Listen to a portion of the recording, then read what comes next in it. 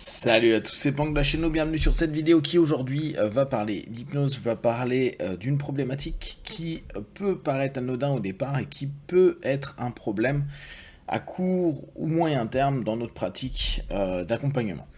La plupart du temps, quand nos partenaires ne connaissent pas du tout l'hypnose et que on les entraîne par exemple dans des régressions ou qu'on les entraîne dans des prises de conscience au travers de différents recadrages, il arrive que ce dernier puisse à un moment donné avoir un sentiment de révélation.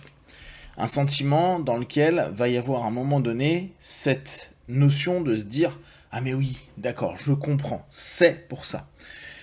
Juste avant, il y a très souvent cette incompréhension. Une espèce d'incompréhension de ce qui peut être vécu par le message du subconscient. À ce moment-là, il peut y avoir des images, des sensations. Si on reprend un rapport régressif, il peut y avoir donc toute une scène qui est mise en place. Et l'erreur que l'on peut faire, nous, en tant que praticiens, c'est de commencer à vouloir traduire, comme on a pu le faire en psychanalyse, avec des ceci égale cela. On l'a beaucoup vu, notamment avec les rêves, et cette espèce de cause à effet, qui est hyper agréable pour le partenaire, n'est pas nécessairement juste. Pensez à plusieurs choses. On se retrouve dans un rapport de communication entre le conscient et le subconscient, diminuant le facteur de jugement. Donc on sait qu'il y a quoi? Sélectivité des suggestions, focalisation et une augmentation de la réceptivité, de la suggestibilité. La personne qui est en transe, en train de vivre quelque chose qui, en plus émotionnellement, va approfondir, va mettre vraiment la personne dans un état qui peut être somnambulique, nous c'est ce qu'on cherche en Hellmanien, mais de façon générale, ça approfondit le niveau de transe, va être plus réceptif aux suggestions que vous allez lui proposer. Attention, une suggestion n'est pas simplement une intention dans ce que vous allez dire.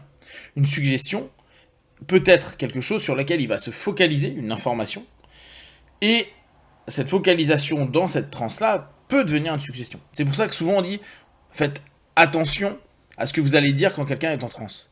Bien sûr, il ne faut pas se prendre la tête trop. Il faut juste comprendre le process. C'est qu'il y a certains éléments qui pourraient être anodins, qui pourraient être dits comme un recadrage ou comme un questionnement, qui peut être pris par la personne comme une réalité, comme une vérité.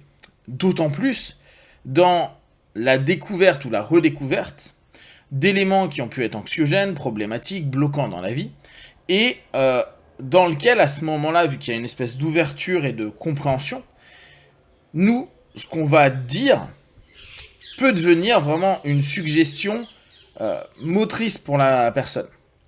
Alors, on a le choix, on peut très bien se dire, j'oriente vers une suggestion positive, même si ce qui a été vécu, ou en tout cas ce qui est perçu, ou ce qui a été recadré, n'a pas ce signifiant-là, n'a pas ce sens-là, mais qu'importe, parce que mon objectif en tant qu'accompagnant, c'est de permettre à mon partenaire de se sentir mieux, ou, à ce moment-là, on va devoir poser des questions pour que la personne se réponde elle-même. Sauf que, au départ, notamment quand on n'a pas trop l'habitude des trans, notamment quand on a des espèces de révélations ou des notions qui sont assez intenses émotionnellement, la personne est en demande de sens à l'accompagnant. Et on a cette nature à facilement vouloir donner des solutions, surtout si on a commencé à faire des systèmes solutionnistes comme l'hypnose. Et mine de rien, même l'analytique à l'époque, c'est ce qu'il faisait. Vous voyez ceci, donc ça représente cela. Mais le problème, c'est que on ne connaît pas vraiment l'encodage de la personne, on ne connaît pas ses points de référence. Même si Jung a pu dire à un moment donné, ok, il y a des archétypes et il y a des choses qui reviennent constamment, donc ceci veut dire cela, on peut douter. On peut douter, en tant qu'accompagnant, de se dire, ouais, est-ce que je vais lui dire que ça a ce sens-là? Laisser aller sa propre interprétation, qui peut être juste avec les années, les décennies de travail que vous avez derrière et le nombre de patients que vous avez eu. Mais est-ce que, et là c'est vraiment une question qu'il faut se poser, est-ce qu'elle va être juste? Parce que la personne, elle, va se dire, bah, mon hypno m'a dit qu'en vérité, ceci, cette scène que j'ai vécue, égale cela, signifie cela. Si ça apaise la personne, tant mieux. Mais c'est pas juste. Juste dans la notion justesse, entre guillemets, vérité. Ce qui est logique. On ne sait pas réellement, et la seule personne qui est apte à donner une réponse juste, c'est notre partenaire.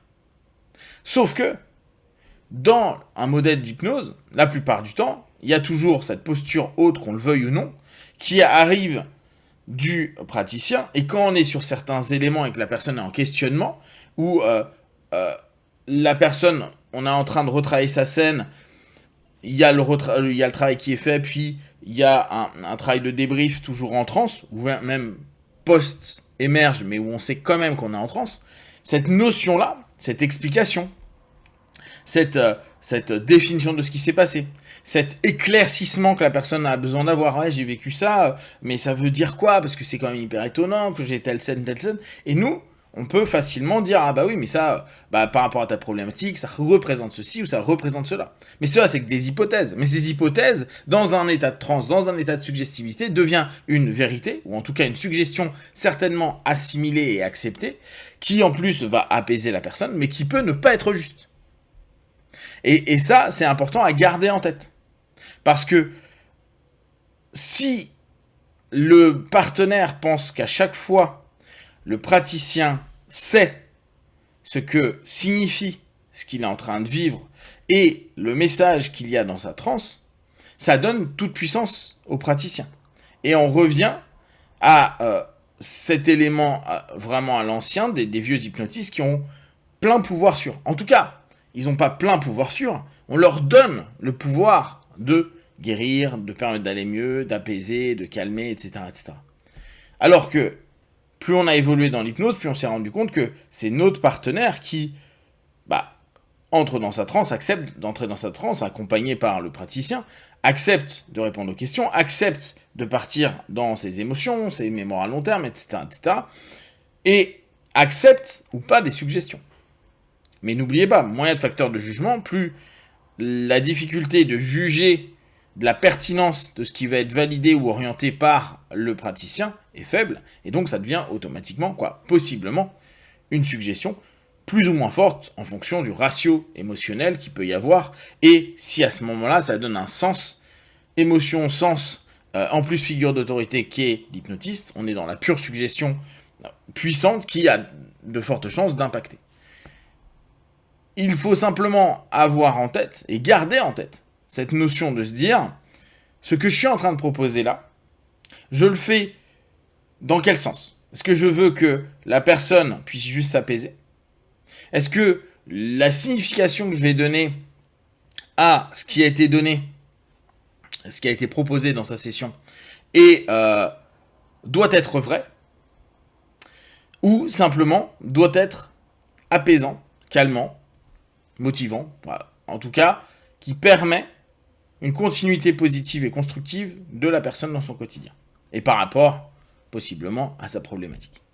Cette ambiguïté-là, elle est complexe, parce que elle va nous interroger constamment à se dire, est-ce que je continue dans une notion où je donne de la suggestion, et je donne des sens suggestifs en fait, et je crée, je remappe, ou je propose une nouvelle cartographie potentielle de certains faits, ne sachant pas la réalité de ces faits, et la personne non plus, notamment à ce moment-là, ou est-ce que, mais là il faut plus de maturité de la part du partenaire comme de la part du praticien, on va aller voir ce que représente réellement pour la personne, dans son sens à elle, cette problématique, ce malaise, ce retour, etc.